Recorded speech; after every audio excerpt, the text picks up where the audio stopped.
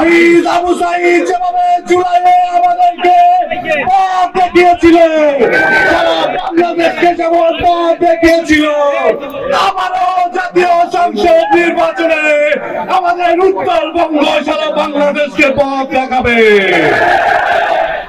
আপনারা জানেন পাঁচটি ছাত্র সংসদ নির্বাচন অনুষ্ঠিত হয়েছে। এই 5টি নির্বাচনে প্রতিনিধিরা বিজয়ী হয়েছে। একটি দল ভয় পেয়ে গেছে, আপনারা দেখেছেন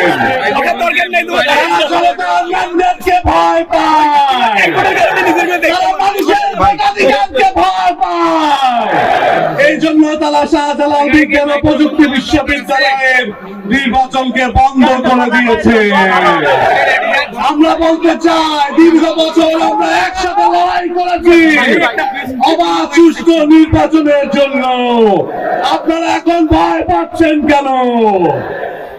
আমরা দেখতে পাচ্ছি দীর্ঘ 40 বছর যাবৎ যে দলটির নেতৃত্বে একজন সম্মানিত নারী ছিল, তারা এখন নারীদের সম্মান করতে পারছে না।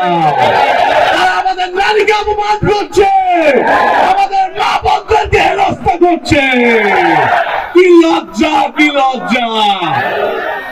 জুলাইয়ের পরে এই বিগত 1.5 বছরে 64টি নারী ধর্ষণের ঘটনা ঘটেছে। তারা কি আমাদের নারীদেরকে, আমাদের মা বোনদেরকে সম্মান করতে পারছে? যারা আমাদের মা বোনদের নিরাপত্তা দিতে পারে না, তারা এই বাংলাদেশের নিরাপত্তা কিভাবে দিবে? এই বাংলাদেশ কি তাদের হাতে নিরাপদ? এই চাঁদাবাজ, এই টেন্ডারবাজি যারা করে, তাদের কাছে কি বাংলাদেশ নিরাপদ হতে পারে?